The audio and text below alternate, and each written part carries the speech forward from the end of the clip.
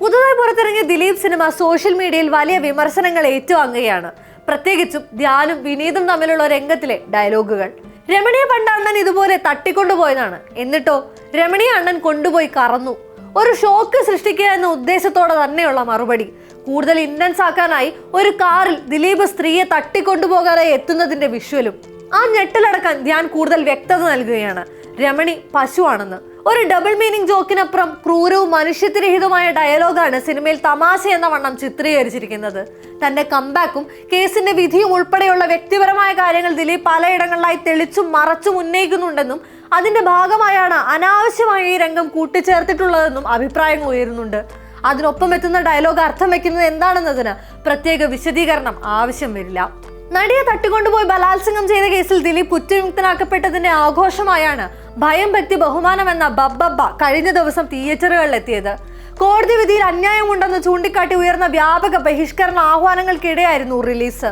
ദിലീപിന്റെ ജനപ്രിയ നായക പദവി തിരിച്ചുപിടിക്കുന്ന ചിത്രമായിരിക്കും ബബ്ബബ്ബ എന്നാണ് ദിലീപ് ഫാൻസും സൈബർ സെല്ലുകളും അവകാശപ്പെട്ടത്.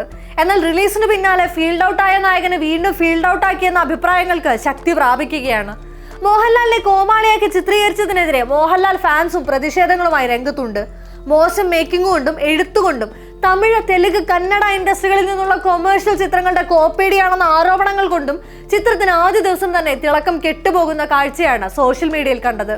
എന്നാൽ അതിനേക്കാൾ ഗുരുതരമായ വിമർശനങ്ങളാണ് ഇപ്പോൾ ഉയർന്നു വരുന്നത്. നടിയെ തട്ടിക്കൊണ്ടുപോയി ബലാത്സംഗം ചെയ്ത കേസിലെ സംഭവങ്ങളിലേക്ക് ഇൻഡിക്കേറ്റ് ചെയ്ത ഡയലോഗ് അതിജീവിതയെ അവഹേളിക്കാനുള്ള മനഃപൂർവ്വ ശ്രമമാണെന്ന് നിരൂപകരടക്കം അഭിപ്രായപ്പെടുന്നു. കേസിലെ ദിലീപിന്റെ അറസ്റ്റിന് പിറകെ സിനിമാ സംഘടനകൾക്കുള്ളിൽ അസ്വാരസ്യങ്ങൾ ഉണ്ടായിരുന്ന കാലത്ത് പൃഥ്വിരാജ് മാധ്യമങ്ങൾക്ക് നൽകിയ ഒരു ബൈറ്റിനെ കളിയാക്കും വിധം അതേ ഡയലോഗ് ധ്യാനിനെ കൊണ്ട് പറയിക്കുന്നുണ്ടെന്നും പീഡോഫീലിക് ജോക്കുകൾ അടക്കം സിനിമയിൽ ഉൾപ്പെടുത്തിയിട്ടുണ്ടെന്നും സോഷ്യൽ മീഡിയ പോസ്റ്റുകളിൽ പറയുന്നുണ്ട്. 5 വയസ്സിൽ താഴെയുള്ള കുഞ്ഞുങ്ങളെ ഉന്നം വെച്ചാണ് അത്തരം ഡയലോഗുകൾ ഉൾപ്പെടുത്തിയിട്ടുള്ളത് അത്രേ. ദിലീപ് കടന്നു വന്നാൽ നിയമം അതിന്റെ വഴിക്ക് പോകുമെന്നും തന്നെ കുറിച്ചുള്ള കിംവദന്തികളെല്ലാം ഇല്ലാതാക്കാൻ അയാൾ എത്തുമെന്നും ഡയലോഗുകൾ ഉണ്ടെന്ന് നിരൂപണങ്ങളിൽ പറയുന്നുണ്ട്. ഡിസംബർ 8 വന്ന വിധി കേട്ടതിനോ 12 പുറത്തു വന്ന വിധി പകർപ്പ് വായിച്ചതിനോ ശേഷമായിരിക്കില്ല അങ്ങനെ ഒരു ഡയലോഗ് സിനിമയിൽ ഉൾപ്പെടുത്തിയിരിക്കുക. അതിനും എത്രയോ മുൻപ് ചിത്രീകരണം പൂർത്തിയാക്കിയ സിനിമയാണിത്. എഴുത്തുകാരായ നൂറിൻ ഷെരീഫും ഫഹീമും മാപ്പ് പറയണമെന്നും സോഷ്യൽ മീഡിയ പോസ്റ്റുകൾ പറയുന്നുണ്ട്. ഒരു സ്ത്രീ എഴുത്തുകാരിയായിരുന്നിട്ടും അതിലെ സ്ത്രീ വിരുദ്ധതയും റേപ്പ് ജോക്സും തിരിച്ചറിയാനോ എതിർക്കാനോ സാധിക്കാത്തതിലെ പ്രതിഷേധവുമുണ്ട്. 5 വയസ്സിൽ താഴെയുള്ള കുഞ്ഞുങ്ങളെ പറ്റി ലൈംഗിക ചുവയോടെയുള്ള ഡയലോഗുകൾ എഴുതി ചേർക്കാൻ എങ്ങനെ മനസ്സ് വരുന്നു എന്നത് ആശ്ചര്യമാണ്. മാത്രമല്ല സിനിമയിൽ ഭാഗമായതിനും മോഹൻലാൽ, വിനീത്, ധ്യാൻ ശ്രീനിവാസൻ ഉൾപ്പെടെയുള്ള താരങ്ങൾക്കും നിർമ്മാതാവ് ഗോകുലം ഗോപാലിനും എതിരെ കൂടിയാണ് ശരവർഷം. എമ്പുരാൻ റിലീസ് ചെയ്ത കാലത്ത് മതവികാരം വ്രണപ്പെട്ടതിന്റെ പേരിൽ മാപ്പറിയിച്ച മോഹൻലാലും ഗോകുലൻ ഗോപാലിനും അതിജീവിതയുടെ വികാരം വ്രണപ്പെട്ടതിന് മാപ്പ് പറയുമോ എന്നും സോഷ്യൽ മീഡിയ ചർച്ച ചെയ്യുന്നുണ്ട്. കേസിൽ അറസ്റ്റിലായതിനു ശേഷം പുറത്തിറങ്ങിയ ദിലീപ് ചിത്രങ്ങളിലെല്ലാം ദിലീപിനെ ചെയ്യാത്ത കുറ്റത്തിന് ശിക്ഷിക്കുന്നതായും തെറ്റിദ്ധരിക്കപ്പെടുന്നതുമായുള്ള ചിത്രീകരണങ്ങൾ ഉണ്ടായിരുന്നു. അതിന്റെ തുടർച്ചയായാണ് ബബ്ബബ്ബയും എത്തിയത്. നേരത്തെ കോടതി സമക്ഷം ബാലൻ വക്കീൽ DGPക്കെതിരെ ഉയർന്ന വളരെ സെൻസേഷണലായ ഒരു ബലാത്സംഗ പരാതിയും അതിൽ വക്കീലായ ദിലീപിന്റെ കഥാപാത്രം പെടുന്നതുമായാണ് സിനിമ പറഞ്ഞു വെച്ചത്.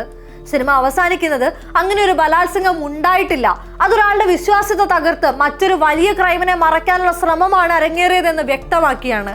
കൂടാതെ ഒരു പോലീസുകാരൻ അകത്തു പോകാനും ലേറ്റ് ആകില്ല എന്ന് പറയുന്നിടത്ത് ഇനി അകത്തു പോകണ്ട എന്നാണ് ദിലീപിന്റെ കഥാപാത്രം മറുപടി നൽകുന്നത്.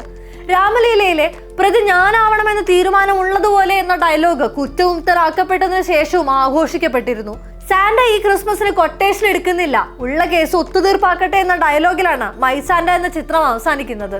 തുടർന്ന് പുറത്തിറങ്ങിയ സിനിമകൾ ഒന്നുപോലും വിടാതെ എല്ലാത്തിലും ദിലീപിനെ തെറ്റൊന്നും കൂടാതെ പോലീസ് പിടിക്കുന്നതായോ ജയിലിലിടുന്നതായോ തെറ്റിദ്ധരിക്കപ്പെടുന്നതായോ ചിത്രീകരിച്ചിട്ടുണ്ട്. അതിന്റെ തുടർച്ചയായി വന്ന ബബ്ബബ്ബ കൂടുതൽ ഇന്റൻസ് ആയ റേപ്പ് ജോക്കുകളിലേക്കാണ് കടക്കുന്നത്. അതിനുകൂടെയാണ് ആരാധകർ കൈയടിക്കുന്നത്.